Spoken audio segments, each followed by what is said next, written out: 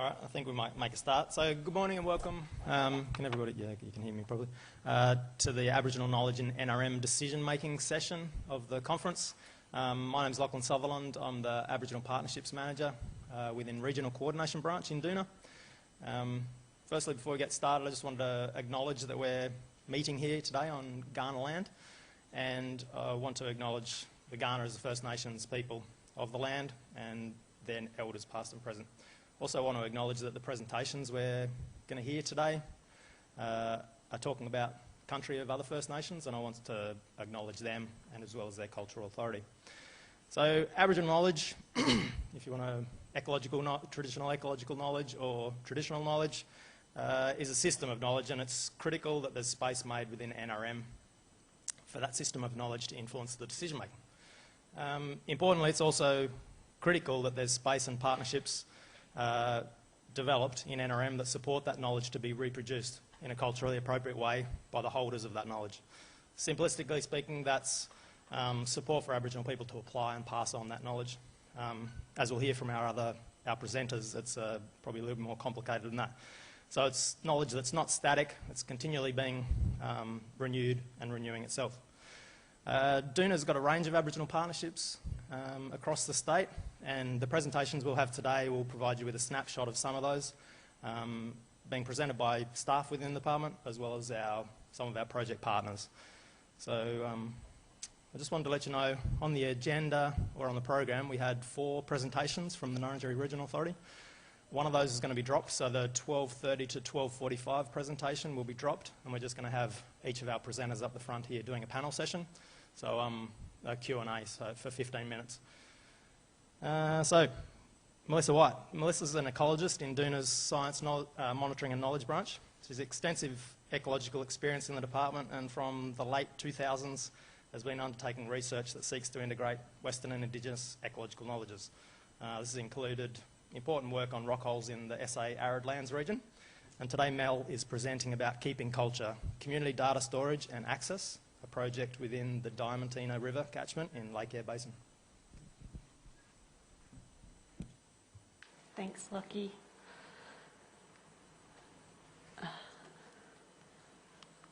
I also want to pay my respects and acknowledgement to the Kaurna people on the lands we are gathered today, and also I'd like to respect the nations of Aboriginal people and Torres Strait Islanders that might be attending the conference, and also the peoples represented that aren't here but are represented in my talk as well. So Keeping Culture, this project is very, very new for the department. I've only been on the project for 6 weeks, and so this project is very much a new thing. The project itself, which I'll give you a bit of a background to, is a much bigger 4-year scientific project, and it's focusing on natural features and human influences of key refuge waterholes in the Diamantina River, Warburton, Callacoopa Creeks in the South Australian Arid Lands region. I'll give you a short summary of that larger project, so that has a big NRM focus, before delving into the community database aspect that is only less than a couple of months old. So this is the Channel Country. The project started in 2013 and goes through to 2017. The Diamantina Warburton River system covers about 38,500 square kilometres in South Australia. Rainfall in this area is less than 230 millimetres per year, and land use is pastoralism, but we also have a conservation property up there. Goyder's Lagoon, which you can see is the central wetland in the area, is a high priority wetland, and it's about 1,300 square kilometres. So participants of the study is the 5 pastoral properties, 1 native title group, 3 field trips have been completed to date, and 26 study sites have been assessed. This is a bit of a language map across the area. It may or may not be correct, but it does give you a very good idea of the diversity of languages and people in this part of the Lake Eyre Basin. And from chatting to community over the last 6 weeks, and the linguist, Dr. Louise Herkus, who works up in this area, what we can say is that languages in this area of the Diamantina River are either extinct or endangered.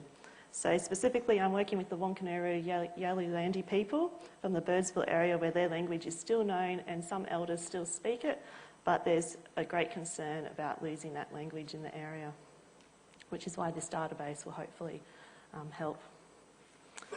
So just a little brief bit about the project. Some key points of the project objectives is really that it's recording of social values and also the implementation of that holistic multidisciplinary research approach. Also, a key aim of the project is involving community in decision making. Some of the project deliverables are 5 field trips, 3 of them are science, but the other 2 are cultural. There's 6 workshops for community participation. There's the one ecological or the cultural database system, 8 technical reports, which are on those 8 project components that you can see up there. But importantly, there's a management strategy and implementation plan, and a part of that is developing an Aboriginal heritage connected to country plan. I myself haven't been working on this part of the project over the last few years, so if you have any questions, I will try to answer them, but really Henry Mancini, the project coordinator, is the best person to talk to in that respect. I really like this depictive framework that Henry kind of came up with at the start of the project to map out how to work with and partner with the Aboriginal people up in that area. So the project for the last 2 years has really been working on those first 2 boxes that you can see, the on-site, on-country visits and on-site activities. We're now into that 3rd phase of doing the database recording and also looking forward into the future of the next 2 years, also finishing up with the on-site management and future programs and projects for the community. So initially we're uploading information collected from the project field trips into this database while we start the conversation with the people about receiving other historic collections, such as personal records, museum collections, and so we have to go through the process of understanding how to do that and gaining access and putting that information into the archive. The archive will be funded through the NRM board for the first 3 years before being handed to the community, who will decide the ongoing use of the archive, but there's many options for them available at different costs as well. So I am going to connect live to the archive for you to have a look, but before I do that, I want you to kind of have this bit of a map in the back of your head about how it works. So you have to think of it as the media is categorised into these archive item classes. Knowledge is then grouped into profile classes. The archive item records link to profile class records. These profile class records link to other profile class records, and it really creates a web of interrelated knowledge. So hopefully this bit works. We're going to go just so you can see what the database looks like. So this is connecting live now onto it. And this is so these guys, Keeping Culture, make these for many different Aboriginal communities. You will always get the warning for you to, and then you'll see straight away that it's password protected. So, sorry. So it's not available for the public.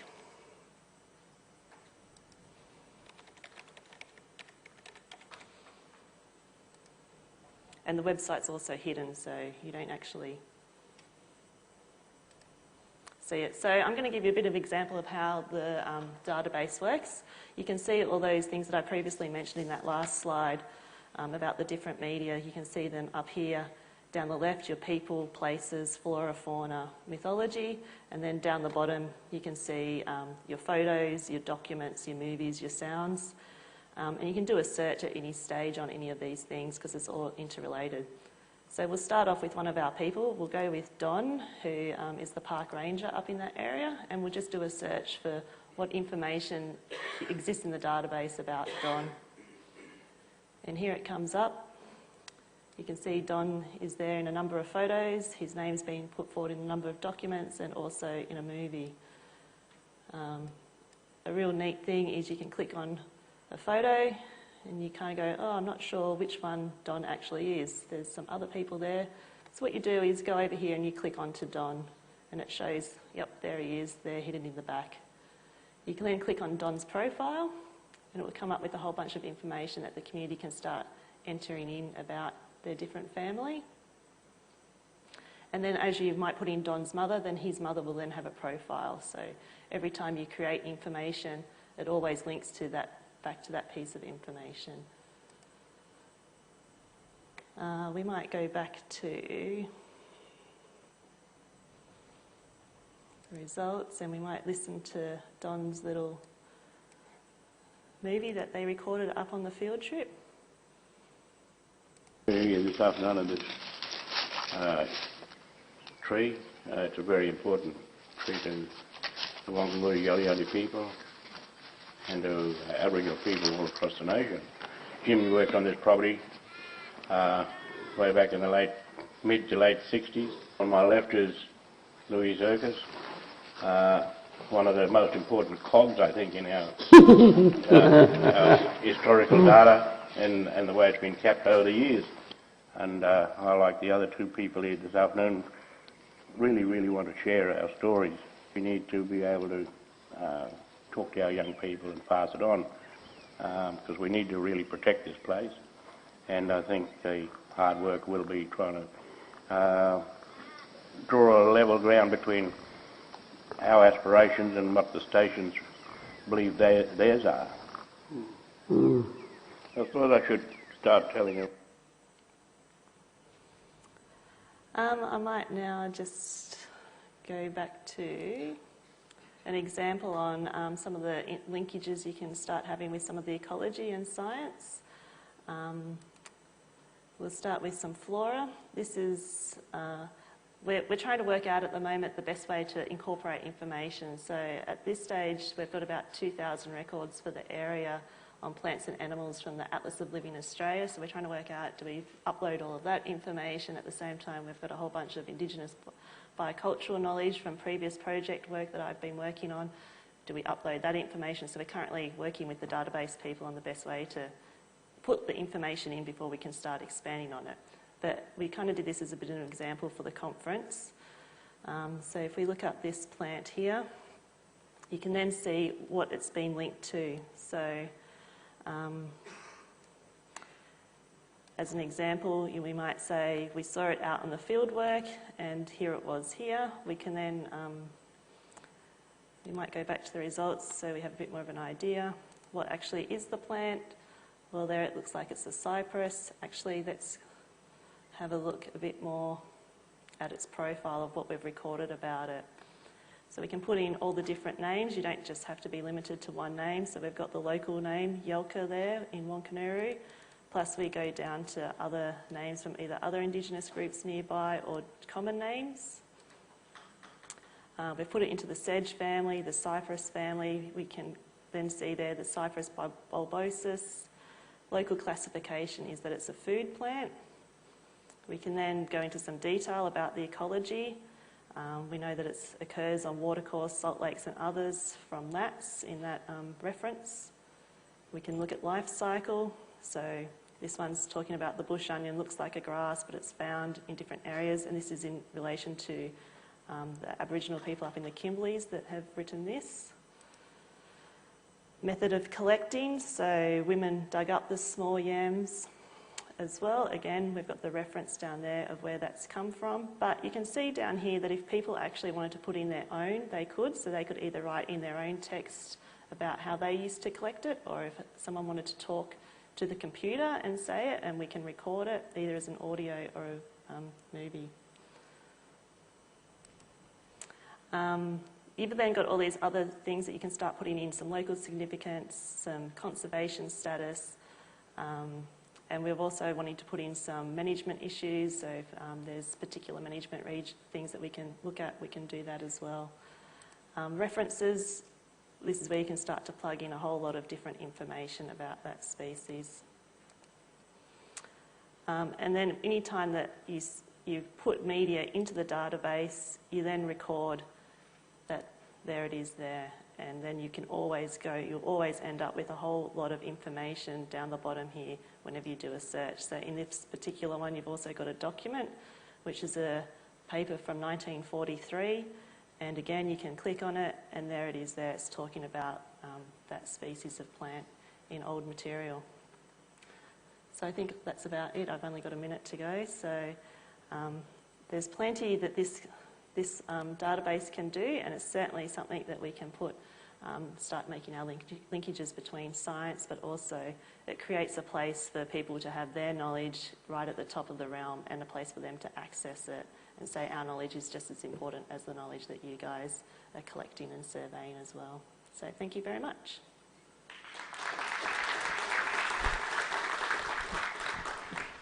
Thanks, Mel. Has anybody got any questions for Mel? We've got 3 minutes question time.